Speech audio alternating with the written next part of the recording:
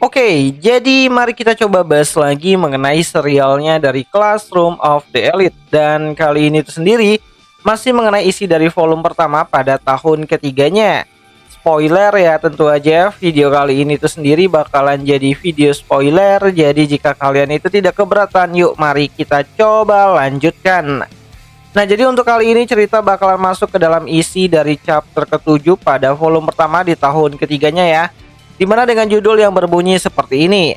Chapter 7, Kekalahan Ayano Koji. Dimana POV akan berada pada karakter dari Kei Karuizawa. Ya, 2 minggu telah berlalu dengan sangat cepat dan tibalah hari dimana ujian spesial pertama sebagai siswa tahun ketiga dimulai. Dimana waktu menunjukkan pukul 7.40 pagi.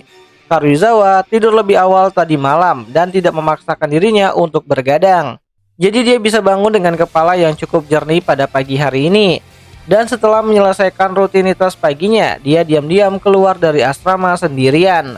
Dulu, dia hidup sendirian di kampus, lalu dia pernah hidup bersama dengan seseorang yang spesial. Sekarang dia kembali lagi hidup sendirian. Ya, sejak putus dengan Ayano Koji, Karuizawa belum pernah tersenyum kembali. Dia bahkan tidak punya energi untuk sekedar tersenyum. Teman-temannya yang dipimpin oleh Sato sudah melakukan segala hal untuk menghiburnya, untuk bisa mengurangi rasa sakitnya, tapi kebaikan itu justru membuatnya semakin sakit. Hatinya terus-terusan berteriak kesakitan hari demi hari. Ya, meskipun begitu dia tetap pergi ke sekolah tanpa berhenti, hanya bertahan dengan sisa-sisa kekuatan hatinya. Di mana di dalam perjalanan menuju sekolah, Karuizawa tanpa sadar berhenti. Karena di bangku yang ada di hadapannya, dia melihat Ayano Koji yang sedang duduk sambil menatap layar ponselnya. Ya, sejak putus, Karuizawa yang ingin menghapus semua pikirannya tentang Ayano Koji, tapi tetap saja masih menyimpan perasaan kuat untuk Ayano Koji. Ya, setiap kali dia melihat mantan pacarnya tersebut, dia merasakan sakit yang menusuk di dalam dadanya. Ya, secara alami matanya itu tertuju kepada sosok dari Ayano Koji. Kalau pandangan mereka bertemu, rasa sakit itu akan muncul lagi. Sementara itu, Ayano Koji sama sekali tidak menunjukkan penyesalan atas putusnya mereka. Dan itu bagi Karuizawa terasa seperti siksaan lain yang lebih kejam. Namun meskipun begitu, dia harus tetap berjalan maju. Ya, secara realistis yang perlu dia lakukan hanyalah mengangkat kepalanya dan berkata selamat pagi, lalu berjalan melewati Ayano Koji. Dimana kalau dia bisa menganggapnya sebagai sesuatu yang biasa, mungkin itu tidak akan terlalu berat bagi si Karuizawa. Dimana dia sudah membayangkan skenario itu ribuan kali di dalam pikirannya, meyakinkan diri bahwa dia bisa menghadapi semuanya. Dimana dia mengumpulkan keberanian untuk melangkah satu langkah pada saat itu. Lalu tiba-tiba saja, selamat pagi Karuizawa-san. Tiba-tiba seorang siswa menyapa Kei. Karuizawa terkejut mendengar suara tak terduga dari belakang dirinya. Dimana dia terlalu fokus pada Ayano Koji sampai-sampai dia tidak menyadari ada orang yang mendekatinya. Dan saat berbalik, dia melihat wajah dengan mata besar yang berkilau, rambut panjang berkilau, dan bibir merah mengkilap seperti ceri. Ya, Ichinose adalah tipe kecantikan yang bahkan membuat sesama gadis pun terpesona. Ichinose-san, selamat pagi, balas Karuizawa. Kamu keluar lebih pagi dari biasanya ya hari ini, tanya Ichinose. Mungkin saja, balas Karuizawa yang terkejut mendengar pernyataan dari si Ichinose. Ya, komentar Ichinose membuat Karuizawa sadar bahwa dia memang berangkat sedikit lebih cepat daripada yang biasanya. Tapi cara Ichinose mengatakannya seolah tahu persis rutinitasnya si Karuizawa, membuat Karuizawa agak canggung menghadapi pernyataan tersebut. Kamu tahu biasanya jam berapa aku berangkat? Tanya Karuizawa. Tentu, biasanya sekitar jam 7.50 bukan? Jawab Ichinose. Ya, sepertinya begitu, balas Karuizawa. Dimana Karuizawa merasa sedikit aneh melihat betapa mudahnya Ichinose menjawab pertanyaannya. Padahal dia sendiri bahkan jarang memperhatikan jam berapa tepatnya dia pergi ke sekolah.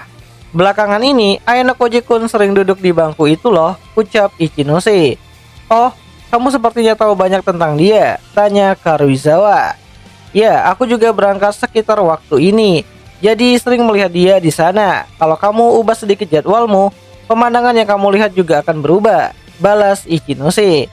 Dimana mereka berhenti mengobrol sejenak saat para siswa lain mulai berjalan menuju ke sekolah.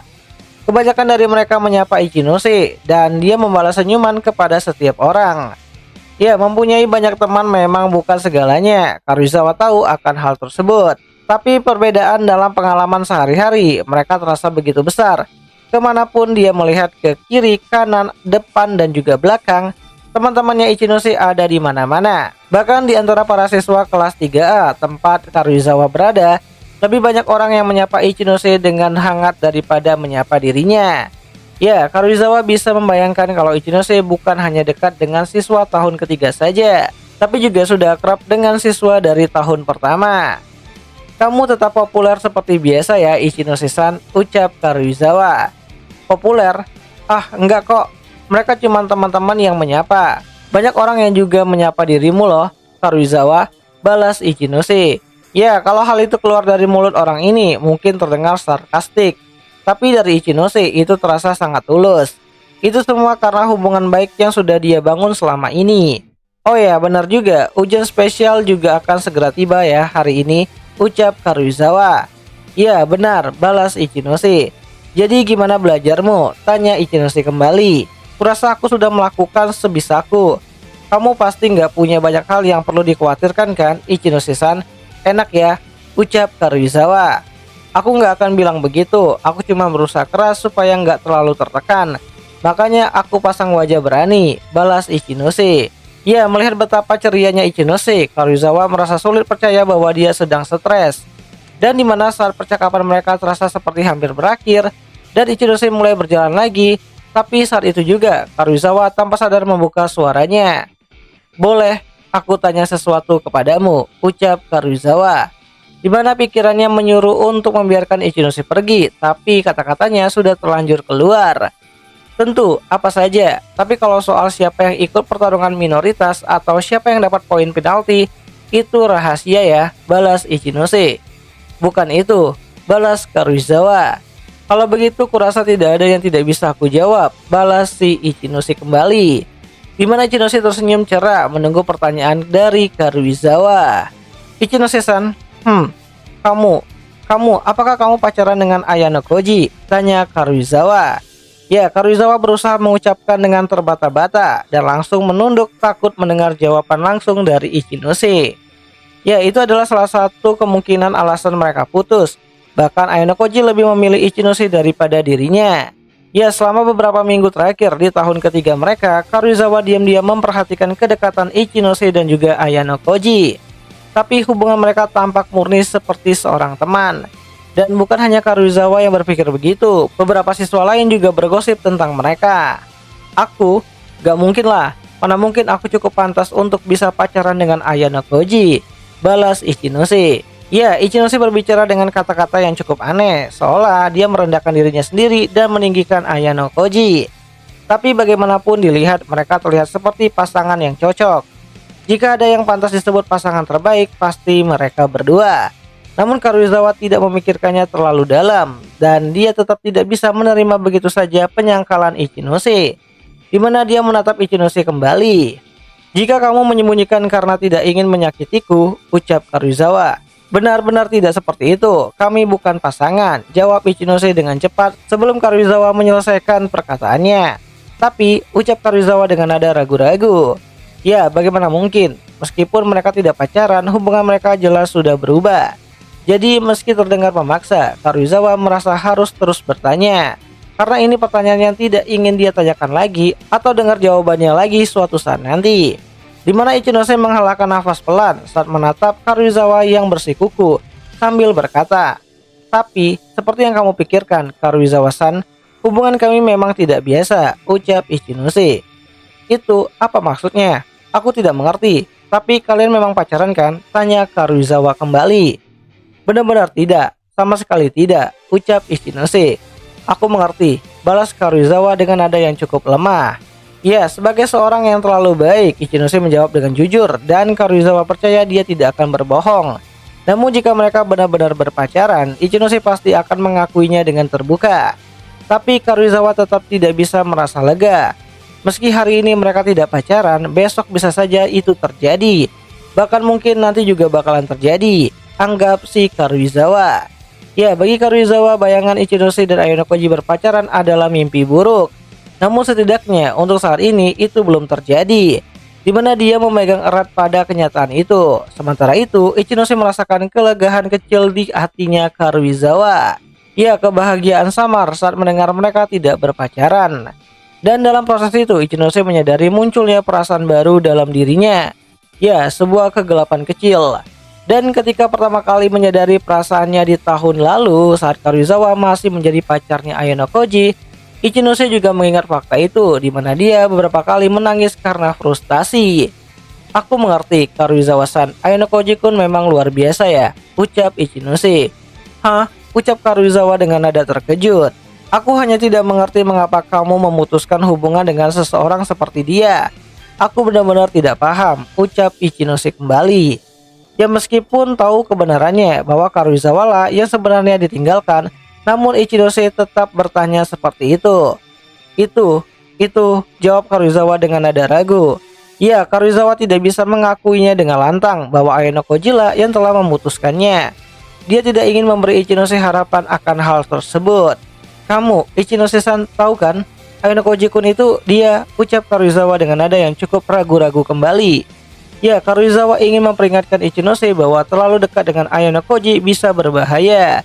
Tapi sebelum sempat melanjutkan perkataannya, Ichinose lebih dulu berbicara. Kamu akan bilang kalau dia tidak biasa, bukan? Sela Ichinose.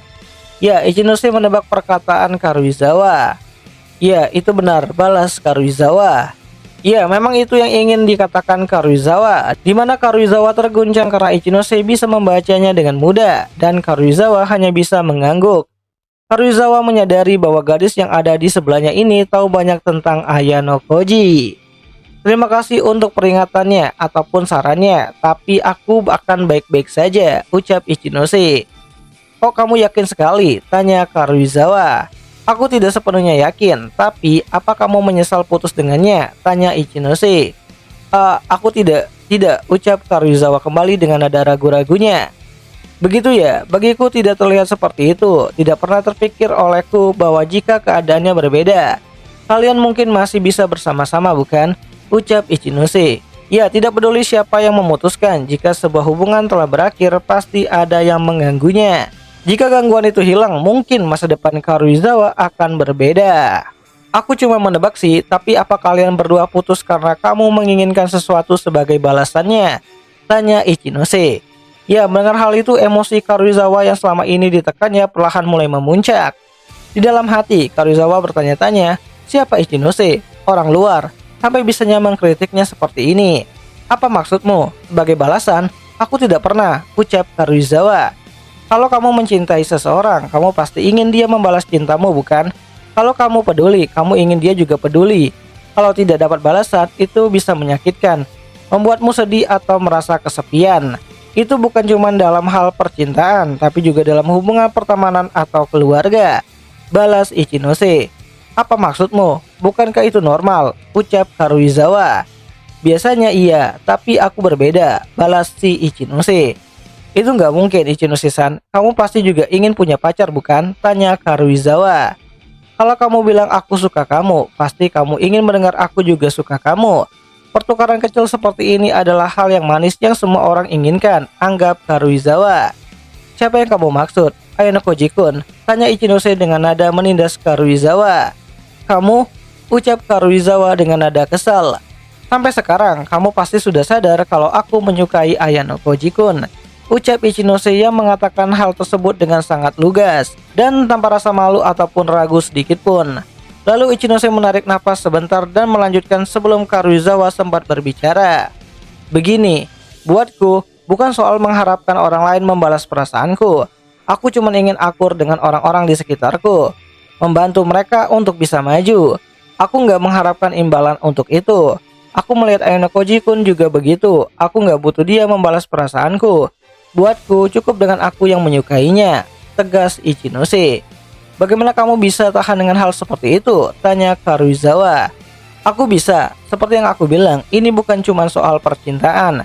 Aku hanya ingin menjadi orang yang membantu orang lain di sekitarku.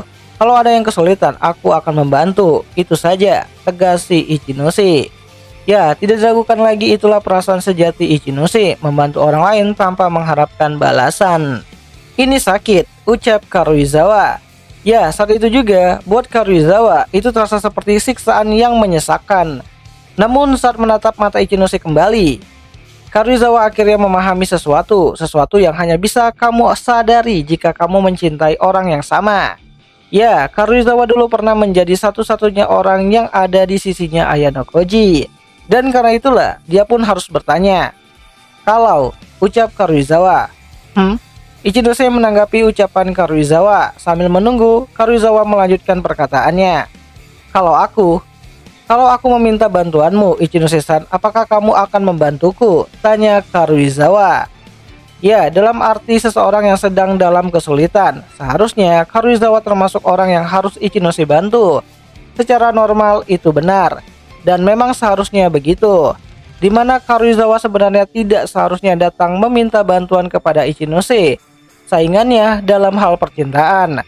Ya, Ichinose awalnya juga berpikir begitu, tapi kata-kata Karuizawa terasa seperti pukulan keras di kepalanya. Setelah hening sejenak, Ichinose tersenyum tipis kembali. Maaf, aku tarik kembali ucapanku. Aku tidak akan membantumu, ucap Ichinose. Kebaikan, kemunafikan, dan sekarang sesuatu yang berbeda. Ichinose telah sampai pada cara berpikir yang baru. Aku tidak punya kekuatan untuk membantu semua orang, balas Ichinose. Terkadang, kamu harus memilih.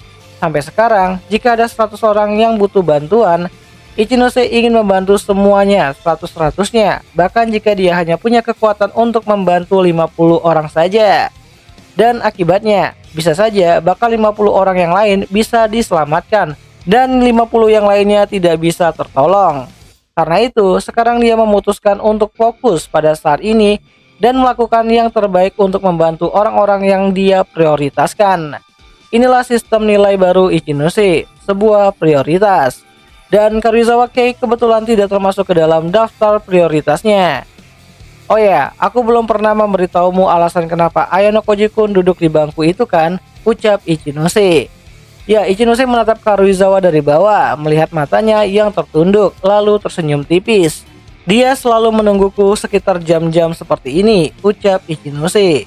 Ya, Karuizawa tidak bisa menjawab, dia hanya semakin menundukkan pandangannya setelah mendengar hal tersebut. Dan satu hal lagi, biar aku jelaskan dengan jelas. Jika ada sesuatu yang bersifat rahasia dan spesial terjadi antara aku dan juga Ayano Koji-kun, bahkan jika kami mengembangkan hubungan yang mendalam, waktu itu, setelah dia putus denganmu, Karuizawa-san. Jadi aku tidak melakukan kesalahan apapun padamu. Ya, jadi tidak ada masalah kan kalau kita tetap berteman, ucap Ichinose. Nah, setelah mengatakan hal itu, Ichinose berjalan menghampiri Ayano Koji sambil memanggil namanya. Dimana saat Ayano Koji mendengar suaranya Ichinose, Ayano Koji menyimpan ponselnya dan lalu mulai berjalan di sampingnya si Ichinose. Ya, sebenarnya Ayano Koji sempat menyadari adanya Kei Karuizawa yang berdiri di belakang mereka. Tapi hanya itu saja, Ayano Koji tidak memberikan tanggapan apapun. Dia tidak menoleh kembali, ekspresinya pun tetap tidak berubah. Ya, tetap datar aja gitu. Dimana Ichinose memandangnya sambil tersenyum bahagia.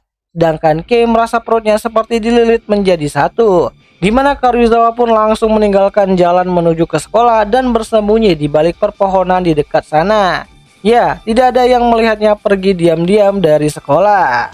Nah, jadi kurang lebih seperti itulah lanjutan dari isi volume pertama pada tahun ketiganya Classroom of the Elite. Dan jika kalian suka dengan konten seperti ini, kalian bisa bantu aku dengan cara tulis di kolom komentar, "Bang, lanjut bang, nanti akan aku coba lanjutin ceritanya." Dan sekedar informasi tambahan, aku dapat isi dari volume pertama kali ini dari seorang konten kreator dan juga translator yang bernama Anime Anywhere, yang aku terjemahkan ke dalam bahasa Indonesia dengan aplikasi ChatGPT. Jadi jika ada perbedaan sedikit dengan tempat biasa kalian baca novel, ya harap dimaklumi lah gitu. Dan ya, akhir kata itu aja lah dulu mengenai video singkat kali ini. Dan jika ada yang salah aku minta maaf, dan sampai jumpa di pembahasan anime lainnya. Jenny.